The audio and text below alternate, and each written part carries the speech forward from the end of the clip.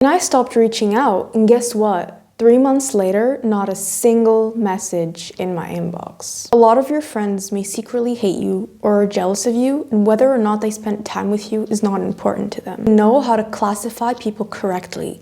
What you're calling friends may actually be associates, acquaintances, school friends, or even coworkers. Just because you call them friends or they call themselves friends and you spend time with them every single day, that doesn't mean they are. And you know it deep down, you're just choosing to close your eyes and to pretend like you don't know.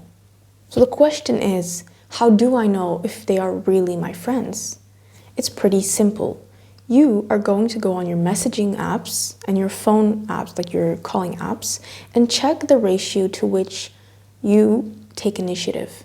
Is it always you who sets up dates? Is it always you who starts the conversation?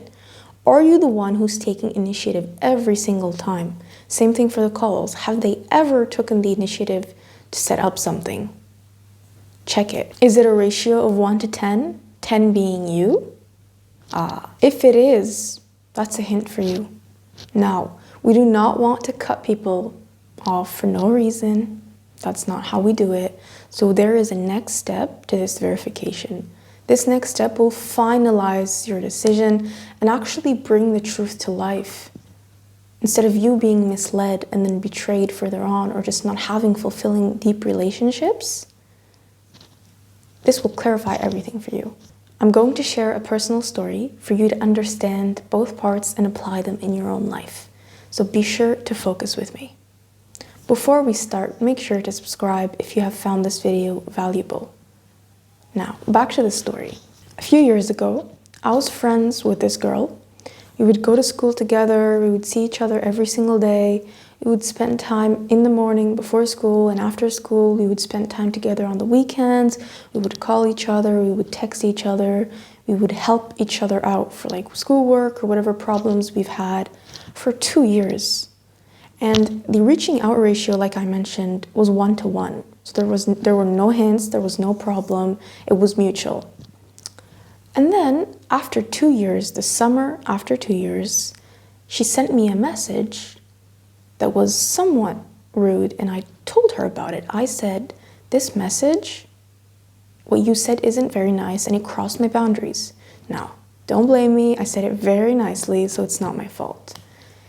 This girl, after reading that message, has never talked to me ever again. What seemed to have been a 2-year friendship just vanished completely over a single message that I didn't like. It wasn't completely rude, but I didn't like the message. Just because of that. Yeah. So I thought to myself, if this 2-year friendship that we had invested so much time in, so much energy in, and it was very mutual, disappeared over nothing, how about the whole friend group? So I checked. I went on the friend group message app, I scrolled, and I found that I was the one reaching out. I was the one taking initiative, setting dates out. I was the one starting conversations most of the time. But the ratio was very off. So I completely vanished. I chose not to reach out first. I chose not to text first, to call first, or to set anything up first. I would just sit and see the other members of the group take initiative. And guess what? 3 months later, not a single message in my inbox. And that's when I knew. I knew that what I had called friends weren't really my friends. They were just associates and acquaintances. No one asked if I was okay, if something was wrong, if they wanted to spend time with me. So I let them go. I didn't care. If you don't want to spend time with me, then I don't want to spend time with you either. Just let them go.